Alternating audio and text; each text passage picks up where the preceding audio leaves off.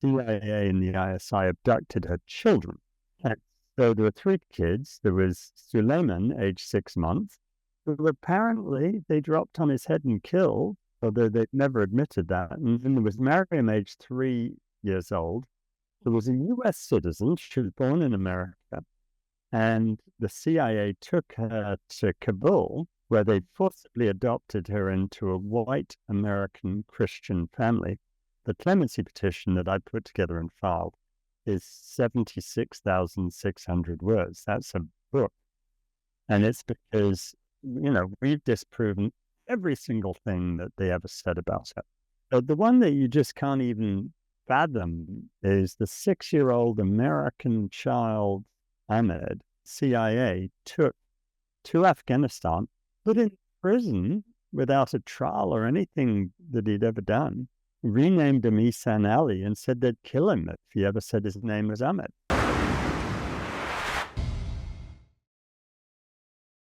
After 9/11, the Bush administration's war on terror led to widespread detentions, prosecutions, and human rights abuses, often targeting innocent individuals. Dr. Aafia Siddiqui, who is called the most oppressed Muslim woman in the world, is a striking example. Today I was joined by Clive Stafford Smith, a renowned human rights lawyer and activist who represents Aafia Siddiqui. Stafford Smith has spent his entire career defending those facing injustice, from death row inmates to Guantanamo Bay detainees. We explored Aafia's story, the injustices surrounding her case, where her case is at, and how the public can help her to get justice. We also examined the broader implications for the U.S. war on terror, the justice system, human rights, and the ongoing fight for accountability. Welcome, Clive Stafford Smith, to the American Muslim Dialogue. It's a pleasure to be here. I would have loved to have you in person, but I think you have very important things to do in Washington. You're on your way. No, there are 3,000 miles apart. I'm afraid it doesn't make it very easy. And you and your team are about to go to Texas, I understand, to meet with Aafia Siddiqui. Well, it's not much of a team. We've actually got 10 days here in Washington meeting with different Congress people, and hopefully President Biden, now that he's pardoned his son, I'm hoping he's going to give clemency to the mother of Ahmed and Marium, who are desperate to get her back home. Yeah, we all are praying for that. And before we get to where the case is, can you help our viewers understand why Aafia is considered the world's most oppressed Muslim woman? Maybe take us back to where her story begins and then her disappearance in 2003. Well, I think her story begins long before that, when she was a perfectly normal, very successful student getting her PhD in education. That the American intelligence, and I use that word loosely, thought she was getting a PhD from MIT in physics, which just wasn't true. And they decided, in ways that are very hard to understand, that she must be related to Al-Qaeda. So then they tortured Khalid Sheikh Mohammed, the supposed mastermind behind 9/11. Around about March the 18th, 2003, they were torturing him, and they got him to say some lies about Aafia, which he now concedes to lies. Mm-hmm. But that meant that on March the 30th, 2003, the US government, it was CIA, working together with the ISI in Pakistan, abducted her when she was driving to the airport just to go up from Karachi up to Islamabad. She was going for a meeting about her education.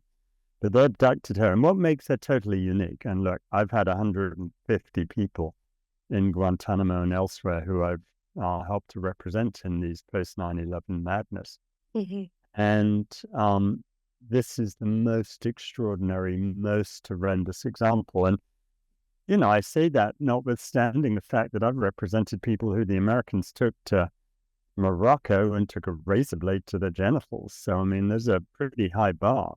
Mm-hmm. But what happened to Aafia that's so unique is, first, she was the only woman to be put through the whole CIA madness of rendition to torture.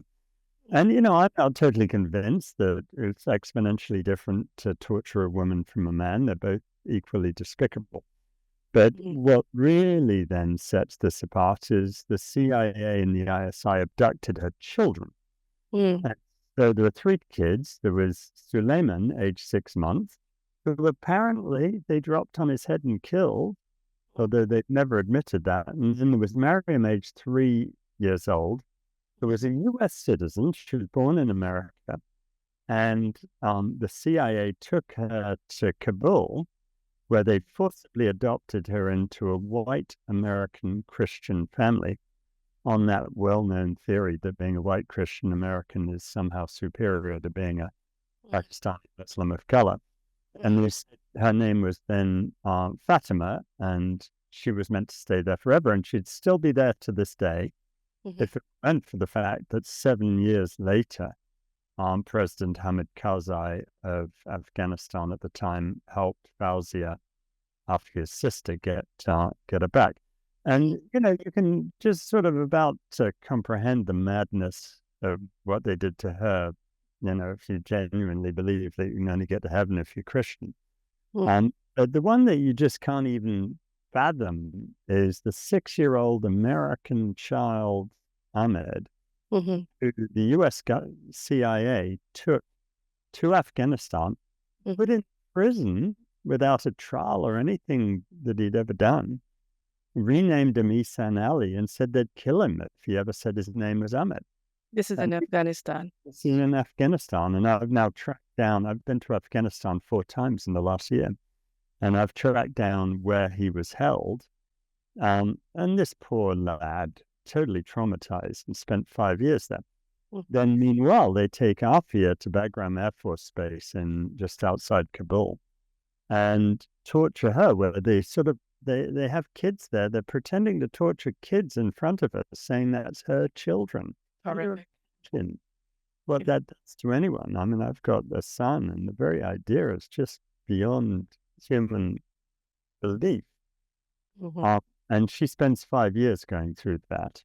So, that's the root of this whole thing. And for now, 21 years, the CIA's lied about that, lied to everyone. They've lied to, the public. They've lied to the government. They've lied to the judge in New York later. But now I can prove it because I've been to Afghanistan and got the evidence and taken photographs of what happened.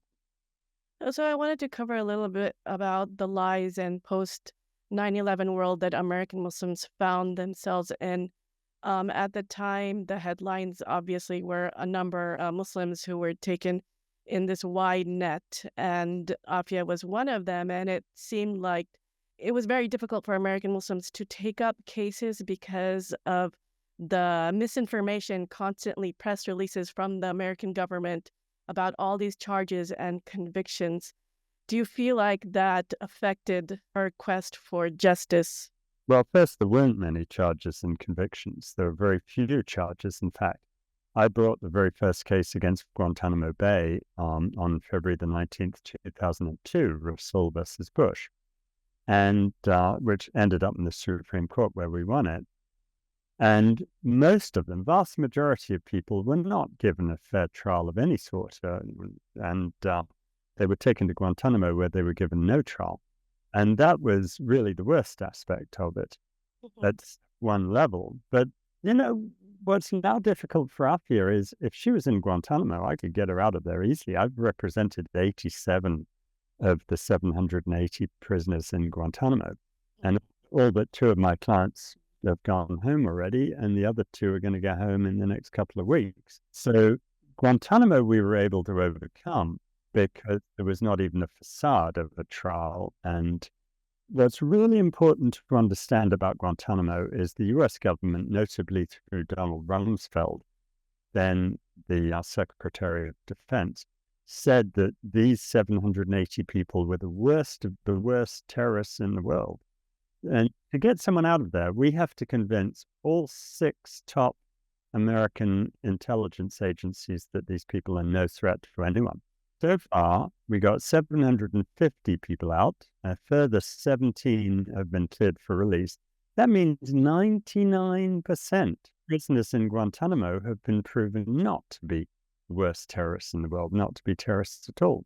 And, this is shocking. You imagine being on a plane. I was on a plane to Guantanamo, coming over from England. It was a British Airways plane. And I was talking to the stewardess. I said, how would you feel if every time you got on a plane, you had a 99% chance of never reaching your destination? And she said, well, I wouldn't want to be on that plane.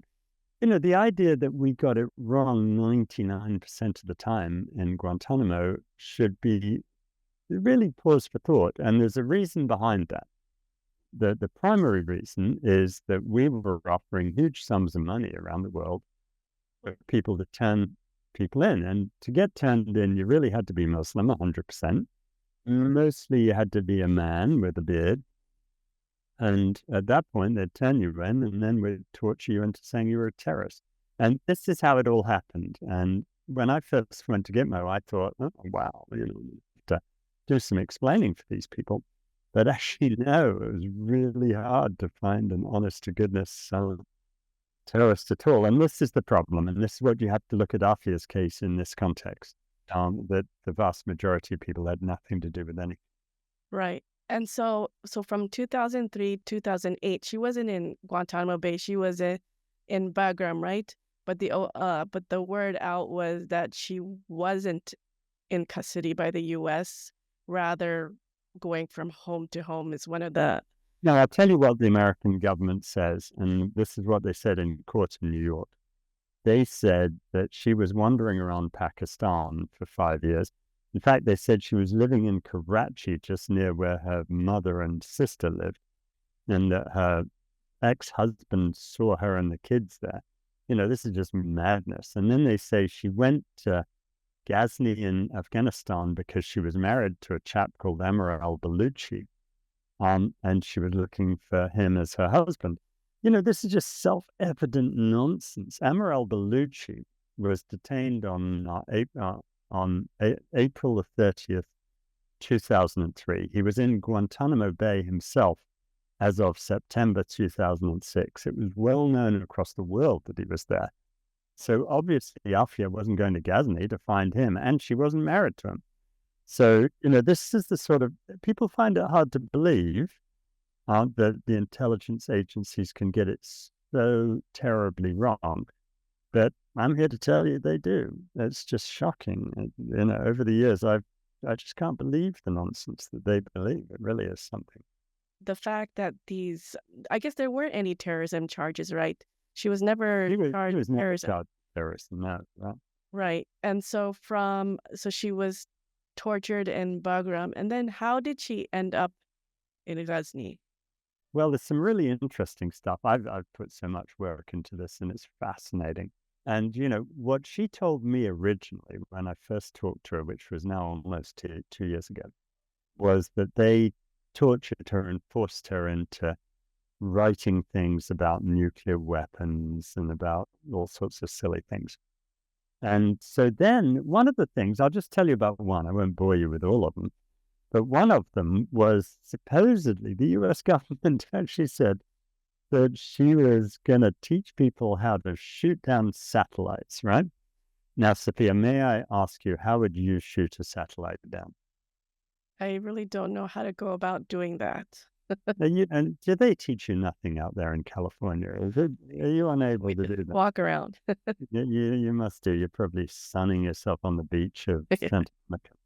Anyway, so look, they introduced a trial as part of her sentencing, this thing where she had written about how, and it was in her handwriting, about how you shoot satellites down by firing up, missiles at them. And this is just not easy stuff, right?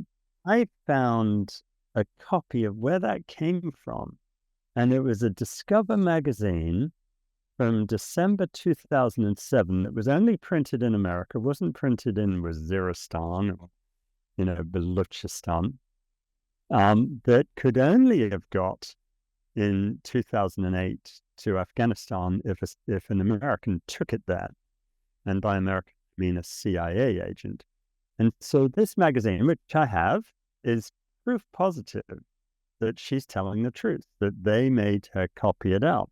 And indeed, when you look at the magazine, the language she uses about how to shoot down these satellites copied directly from the page before in the magazine. That's where it came from. So, so it's clear that what they were doing when the US intelligence people figured out that she really wasn't in Al-Qaeda and she didn't know anything, they wanted to frame her so that when she was let go, there was a plan. It's what we call in the trade a disposal plan. And this is a terrible, terrible concept, but it's where you've had a prisoner and you want to get rid of them. And MO, the modus operandi of the CIA, was not that they would do it. They would get their rather horrendous allies to do it. And in this case, they got the ISI because, ironically, what had happened by 2008 when the Americans wanted to get rid of her was, ironically, Aafia's sister, Fawzia, had worked with their mother to make her the most famous woman in Pakistan. There had been a 1 million-person march in Karachi for her.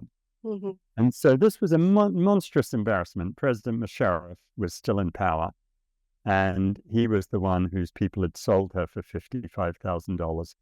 He was not going to let Aafia show up back in Pakistan. So I've got a photograph of the ISI agent who got on a bus with Aafia and her son Ahmed going to this place called Ghazni, which I've been to now 3 times, where they had called ahead 2 days before. This foreign woman was going to blow up a suicide bomb outside a mosque. Oh. Now, all of this was total nonsense. What they'd planned was that when they had called that in, that the Afghan National Police would show up with their AK-47s and do what they always did, which is shoot the suicide bomb. The only reason that didn't happen to Aafia and her son, by the way, was in the middle of July, in the middle of summer, was wearing a heavy coat that get put on him with 4 big pockets full of fruit that made him look like a suicide bomber. Mm-hmm. The only reason they weren't killed was because of this heroic chap who I met in Ghazni called Mohammed Ajmal Mohammadi, who was a tailor. And part of the problem was that Aafia spoke Urdu, but she didn't speak Farsi. Everyone spoke Farsi. She didn't understand them. They were all yelling at each other, but no one understood each other. But Mohammadi spoke Urdu because he'd done his tailoring in Pakistan. And so he's able to establish who she is, and he stands between her and the guys with the AK-47s and stops them from killing her. That's the only reason she's alive to this day. And so then they figure out she's not a suicide bomber and she doesn't have anything. And so they take her to the Afghan National Police headquarters. And it's there that, they figure out that she's done nothing wrong. But the US government comes swooping in the next day, hearing that she actually hasn't been killed. So it's the FBI this time. They come into the room where she's being held, and she's not tied up or anything. She's just behind a curtain on a bed. And she hears these American voices. And oh my goodness, she's thinking, I'm going to be taken back for more torture. So she peeks around the curtain to see if there's a way she can escape. And one of them sees her and says, oh, she's on the loose, and shoots her twice in the stomach. And they discover she has no weapon, and that's when they falsify this nonsense about her reaching for a gun and trying to shoot them. The people in the room, they all think they're in trouble, so they go along with the story. And they show 2 holes in a wall above, where she and they were. That's where she fired the bullets. But we then have discovered that there's a video from earlier that day before they were in there, and the 2 holes were already in the wall. That's nonsense, and it just didn't happen. In fact, shot her, and then they falsified the story. And so that's when she gets transferred to Guantanamo Bay. Did they take Ahmed again from her during that whole incident? No, he never went to Guantanamo. Taken actually back to Bagram. But back to Bagram, okay. She was almost killed, right? She came very close to death. And they patched her up for 2 weeks and then took her to New York to put her on trial. Her lawyers had no evidence for her because there was a war going on in Afghanistan, so they couldn't do it. Now, in the meantime, Ahmed was taken back to the prison he'd been in. and he was going to stay there. And, the U.S. says at trial that they helped get him back to Pakistan, but that's just nonsense. Very interesting story on that, if I can tell it. Yes. The Red Cross, when Fawzia saw the TV stuff of the incident in Ghazni, she recognized Ahmed. And this was the first time that she and her family knew that Aafia and Ahmed had been in Afghanistan. They didn't know that till then. So she then starts searching in Afghanistan. She contacts the Red Cross. They go round the prisons and they find this kid who they think might be Ahmed. But he says he's not. They show pictures of Fawzia and Aafia. And he says he doesn't know them. But then, just as the Red Cross person is about to leave, he says, "Can I keep those pictures?" Oh. And so now the Red Cross people think, and Fawzia thinks, "Oh, this may be him." So Fawzia gets the Red Cross call to the kid in the prison. Now he's been told again not to say that he's Ahmed. But Fawzia has a very distinctive high-pitched voice. And Ahmed had a nickname for her, which was Adda, which is just a silly, means nothing name. And so when she comes on, he's all set to say he's not Ahmed, but he hears her voice and spontaneously, he's a child still, says Adda. And at that point, for Fawzia, it's better than DNA, right? She knows it's him then. And so that's how she gets him back. No thanks to the U.S. government, because for them, this kid, Ahmed, U.S. national, is meant to stay in that prison forever. And where was his sister, Marium? Well, no one knew at the time. But then Raymond Malik, who was the Home Secretary of Pakistan at the time, advised Fawzia about a year later that Hamid Karzai was coming, and if they thought that maybe Marium was in Afghanistan, Fawzia should come up to Islamabad and see if she could get help. Now, look, we talked to Hamid Karzai, and he's a witness, and he tells the truth now about what happened. So Fawzia goes to Islamabad, takes him chocolates and flowers, tells the whole sad story, and he's touched by this. So he goes back to Kabul and he tells the Americans that we need to get this girl back. He then says now that he met the Americans in the secret police headquarters in Kabul, and they turned this little girl over to his people. And they wouldn't say anything about where she'd been for the previous 7 years. By now, it was 2010. So then the little girl's sent to Pakistan. And in the end, someone drops her off with a little sign around her neck near Fawzia's house in Karachi. And some security guard takes this little girl to the house. And she is really obviously totally traumatized. She'd been 3 when she was taken away. She didn't speak Urdu anymore. She only spoke English with an American accent. Wow. And that's plenty of proof about where she'd been for the last 7 years, right? Right. I can't imagine the trauma and the children and being a mother, having your kids taken away.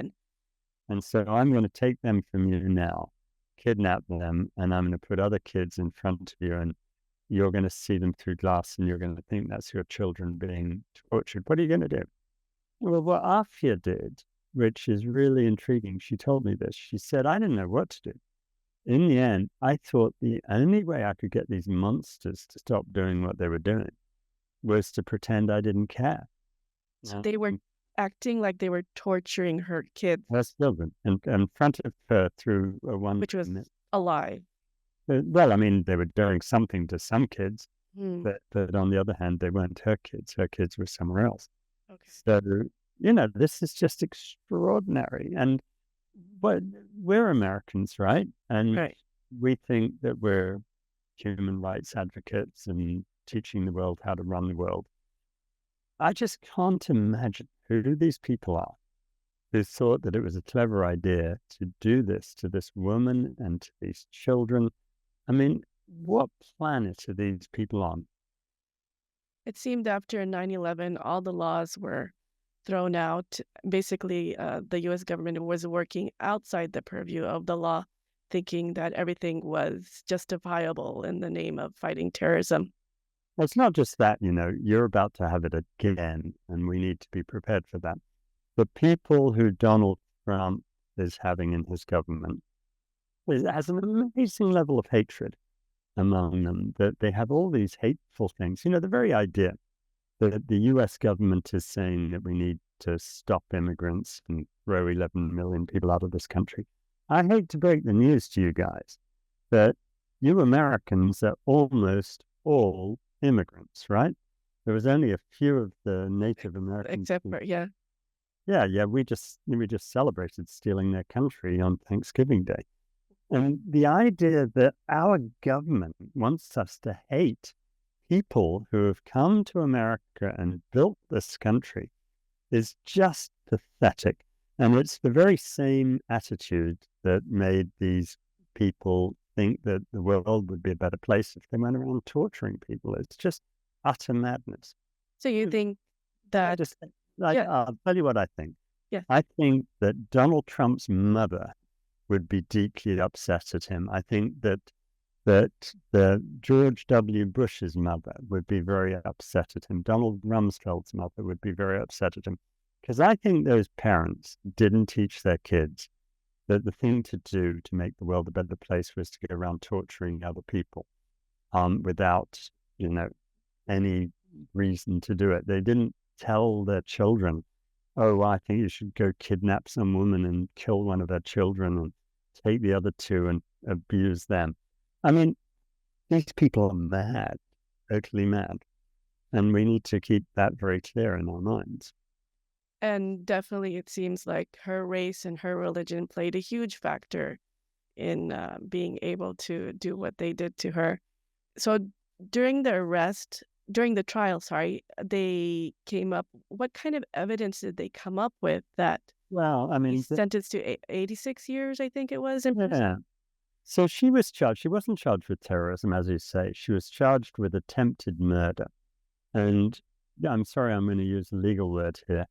The evidence of attempted murder was what we call in the legal profession total bullshit. And, it was just wrong. And I've been to Ghazni now and I've talked to the witnesses and it was all wrong. But the problem was it was 2010 and Ghazni was the center of a war zone. And the lawyers back then couldn't go to Ghazni. They couldn't get witnesses. One of them actually went there, but didn't get any meaningful witnesses. So she had no defense. And one thing you need to remember is in the Southern District of New York Federal Court, they have a conviction rate of over 99%. So Aafia never had a chance. And she was convicted. And then they start introducing all this nonsense that they want to use to enhance her sentence. So the jury found that, whatever she did do, she didn't do with premeditation. But then the judge said, well, I think it was premeditated. And then the judge goes through all this nonsense about her building nuclear bombs and firing, missiles at satellites and crazy, crazy stuff like that. But back then, it was before we'd really exposed what was going on in Guantanamo and elsewhere. So they enhanced, you think about it, there's about 100,000 people killed in Afghanistan. She's accused of not killing someone, but maybe attempting to do it. And she gets the harshest sentence of anyone who's faced anything. This is just an example of the utter irrationality of the entire process. And she's sentenced to FMC Carswell in Fort Worth. And when I first went to see her there, it was in January 2023. And I've been to every death row in America pretty much. I've been to Guantanamo 42 times. I have never been to a prison that mistreats its prisoners like Carswell does. And they're just some of the stuff they do is just so silly. When I took Fawzia there, they lost the key to the visitation room. These people are so incompetent. But far more important than that, Aafia told me that she had been sexually assaulted and actually raped twice. And, I was slightly skeptical when I first heard that. You don't know if that happened or not. You find it hard to believe that people would do that sort of thing. But then I started looking into it. And there have been 13 employees of that prison convicted of rape, including a Christian minister, and got the highest rate of sexual assault complaints of any prison in the federal system. And poor old Aafia is the most harshly treated person, because instead of recognizing that she's a victim of post-traumatic stress disorder for everything she's been through, they think she makes this stuff up. So they've kept her in the strictest confinement ever since she got there in 2008 originally. And that's longer than any other woman in the federal. There are 10,250 women in the federal system.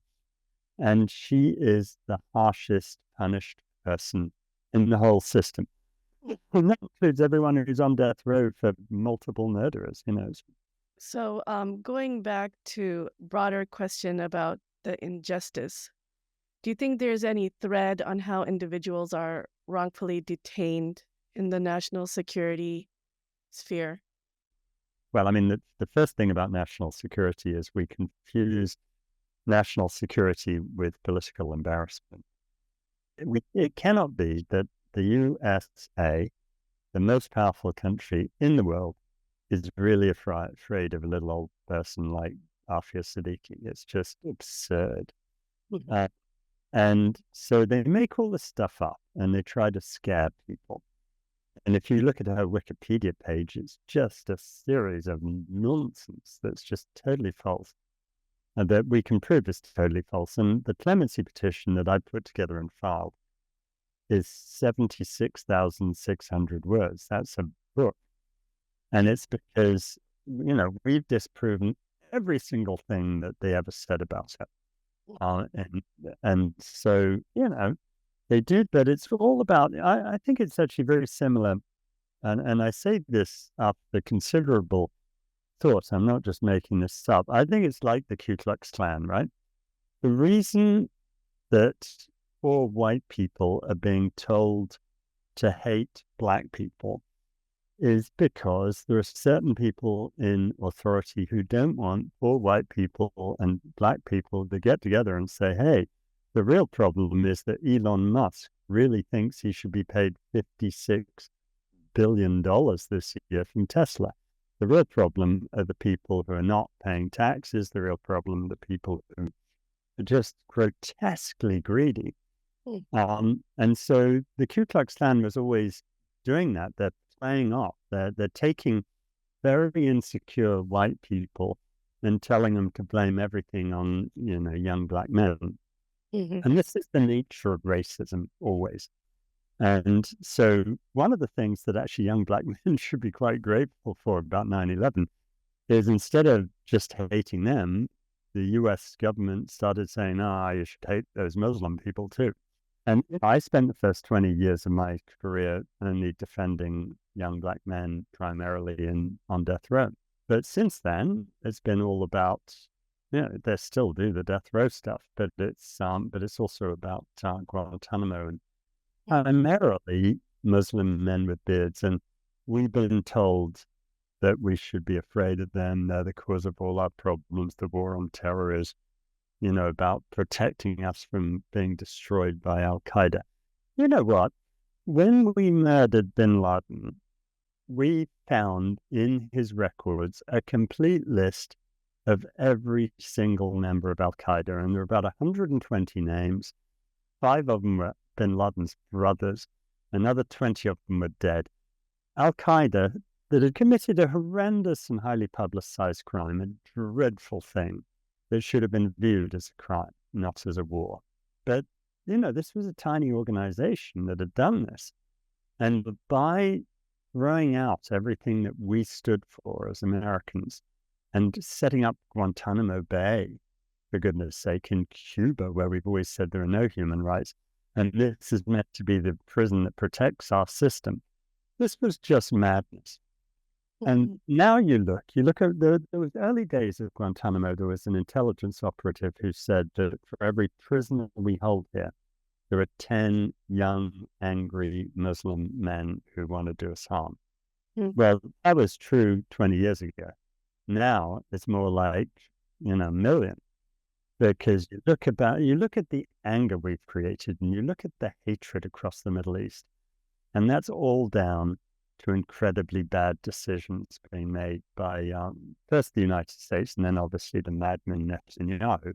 And I say that, as half Jewish myself, Netanyahu is deranged, but he takes the same approach to all of this that I'm afraid we have in many ways. That we're looking for someone to hate, and then we're trying to blame them for all our problems. And if we keep this hate spiral going, we're all victims. Everyone's a victim. I'm not saying in Gaza that what Hamas did was a great idea. It wasn't. It was a terrible thing to do. But on the other hand, the Israeli response to that was just awful. And the same's been true throughout this. What Al-Qaeda did on 9/11 was awful. It was a dreadful, dreadful crime, killing a bunch of innocent people. But what we did in response was equally awful or worse. And we've got to get away from this notion that the way to make the world peaceful is to kill a lot of people, because that's just total madness. I found it interesting how she's the most, famous person in Pakistan, whereas No, she's the most famous woman. It was my good friend Imran Khan is the most famous person. correct, But they're both being trampled on in ways that are despicable. right? He's the most famous man, and then she's probably the most famous woman there. And while over here in the U.S., there's not even a mention about her. Why do you think, did this difference influence the trajectory of her case and impact on her personally? Well, you're totally right. It's a dissonance that's extraordinary. That she is a byword in Pakistan. I don't think there's a single person in Pakistan who doesn't know about the injustice of her case. Over 1 million people have signed our petition to get justice for her in Pakistan, but no one's ever heard of her in America. And this is a classic example of, certainly what my life's about, which is looking out for the person who is most hated and most abandoned and most powerless, who's being trampled on because there's this myth that it's going to somehow make the world a better place. And she's a fabulous example of that the US is holding her up as the most evil person in the world. Actually, no one knows anything about her, and she clearly isn't, even under their definition. In the meantime, then there are people in Pakistan who are so upset about that it makes America become, a hated nation. So it's totally counterproductive for the USA. And one of about 1,000 reasons why we need to get her clemency.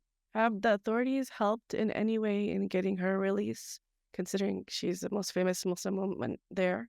So look, in Pakistan, there's a lovely judge in Islamabad who's been overseeing the case that we brought against the Pakistan government there, another of the cases. And I really like him. And he was blaming me for how useless the Pakistan government is, because he tells me that it's the British who introduced all that bureaucracy, and it's really all my fault. And I think that's pretty funny. I think we can honestly blame the British and Americans for an awful lot of stuff. They've been unbelievably ineffective. And right now we're meant to have a delegation in Washington, but actually the delegation hasn't shown up because the Pakistanis didn't get them the visas in time. I hope we will get them in soon. Yeah. But it's no thanks to them, really. They've been totally hopeless. But, I think nevertheless, the vast majority of Pakistanis want to do the right thing. So now, what's her path to freedom? What are the next steps that you're working on to seek justice for her? So the steps always, when you are a totally powerless person in prison being mistreated, is right now you're totally alone. You're miserable. In Aafia's case, you're totally traumatized, and you think that everyone's abandoned you. So our job is to bring power to her, right? Now, I get to do that a lot. I mean, I'm what we call an OPWM, which I suspect, Sabiha, you don't know what that means, right? No. Well, that's because I made it up. It means old privileged white male. And I'm privileged that I'm able to do an awful lot for people, and that's great. But everyone else out there is too.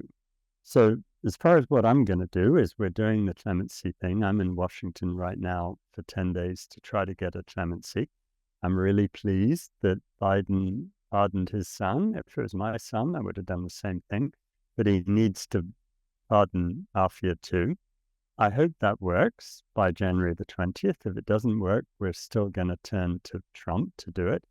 But then we get to go to the Southern District of New York and prove that almost every single word that the judge said in sentencing was wrong. It wasn't the judge's fault. He was just being misled by the fact that the CIA lied about it. Then, and so we have a good chance that we get a judge to order compassionate release. In the meantime, she's in this awful prison. We've sued the prison. It's not just, and my goodness, I hate to use that word just. It's not just that she's been raped there. But, Omar Suleiman, do you know Omar? Yes, of course. And what's your perspective on Omar? He is one of our greatest leaders in our community in America. Fabulous guy, right? I really love Omar. He's an incredibly good guy. He's from New Orleans. I spent 11 years doing death cases in New Orleans. And he's someone I admire immensely. Right. And he's also one of the few people I look up to because I'm over 6'3" and he's like 6'7". He's huge. But I really look up to him in every way. It's very good. Now, the prison won't let him in to minister. He lives there in Fort Worth. What joy is that we have someone of that sort of reputation who's able to do that and who's willing to do it for nothing. Mm-hmm. But the prison has just denied him access to give her religious solace. Mm-hmm. Now, what is wrong with those people? I mean, it's one thing when we demand that she should be set free. But the idea that they won't let her have her, a spiritual advisor is so un-American. It's not. And she's the only inmate denied this? Well, I mean, any Muslim is denied it because they don't have an imam at all in that place. Mm-hmm. But at the same time, no one else seems to have asked. But we've certainly asked. So mm-hmm. She's not allowed doctors. She's not allowed imam. She's not allowed any of these things. So now they piss me off so much, frankly, that if it's the last thing I do, I'm going to shut that place down. Right, considering the amount of cases against them for abuse and rape. Yeah, but the real reason there's not more is one time when they really annoyed me and they made me wait an hour and a half to go in there, I took a look through their visitation log and because I had nothing better to do. And I discovered that I have visited Aafia as many times in the last year as the other million American lawyers have visited the other 975 women in that prison. And so the problem there, it's not because I'm so great, it's that no one's keeping an eye on those people. And when you give people enormous power over other folk, and then you don't keep an eye on them, there's a great danger that they're going to start to abuse that power because their whole job is justified by the notion that we lock people up and treat them as criminals. No one pauses to think that maybe actually they're victims, as Aafia patently is, victims of kidnapping and torture and all the rest of it. So, we need to be there. And it's lawyers who need to be there, but it's also the media that needs to be there. It's going to be a week from Saturday. We're going to do a thing down there when I go see it. So you'd be most welcome to come and join us. Thank you. With all you other people out there, everyone listening, mm-hmm. You got right to Aafia because she needs to hear from people. If you write, we've got a thing where you can write to the email address letters for Aafia. That's letters, then the number 4, and then Aafia, AAFIA, @gmail.com. And if you write to that, then I then take your letters. They have to be in English, I'm afraid.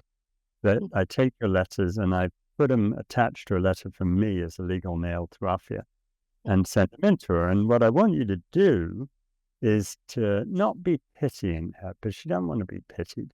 She wants to hear that she's remembered. She wants to hear that she's an inspiration to people, that the courage that she's shown in what she's gone through for the last 20 years inspires you all to do something great. So write those letters, send them to me, and We'll put it in the show notes. yeah. And the great thing about that is she loves that because they abuse her, and then she sits there and reads these letters out to the people who are being abused, which is really great. So make sure you do it, and write long letters, not just a short letter. Write a long letter about whatever you want to write. And what do you think we need to do as a country to make sure to end this chapter of the war on terror and get back to laws and working under the justice system? Well, I mean, look, let's face it. If you think about the history of America, it's actually very interesting. Every 30 or 40 years, we have this wave of unbelievable racism, right? As if there isn't there all the time. But when you look at the immigration stuff, I was just intrigued by an article in the New York Review of Books the other day that was talking about how in the 1880s, they had this massive attempt it was called Operation Greaser, if you can believe it, kick Mexicans out of the country. And then later in 1952, we had another one, which was called Operation Wetback. We take a racial slur against Mexicans, and President Eisenhower tried to kick out, a couple of million Mexicans. So this whole madness that Trump is doing coming up, because this is not just about Islamophobia, right? It's about hatred. And Islamophobia is the word for hatred, obviously. So I guess I want to end with, is there any guiding light or saying that helps you to continue your fight for justice, not only for Aafia, but the Guantanamo Bay detainees and others on death row?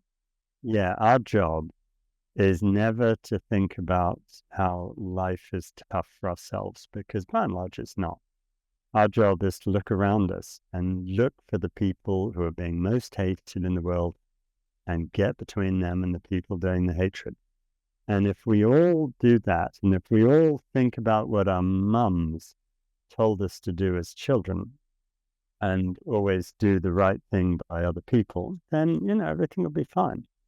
And what we can do is sit back and do what people tend to do, which is either, not my problem, or refuse to do anything out of fear, because fear and insecurity are the two motivators that prevent us from doing the right thing. So don't worry about that. And I like people who are religious. I'm not religious myself, but on the other hand, I like people who are, because frankly, I can threaten you with eternal damnation, Sabiha, if you don't do the right thing, right? You got to do the right thing, or you're going to go to hell. So thank you so much for your time, Clive. We wish you all the best. We'll continue to follow what's happening with the case, what you're working on, and hopefully FMC Carswell will be shut down. Aafia will be granted clemency and be reunited finally with her family. Thank you for all that you've done so far and that you continue to do for her and for everybody who is facing injustice. It's a privilege to do it, but thank you. If you enjoyed the episode, please like, share, subscribe, and comment below. It helps the channel to reach more people and bring you more quality content. Also, visit our Patreon page to support independent media that features timely discussions relevant to you and the American Muslim community. Thank you for your support.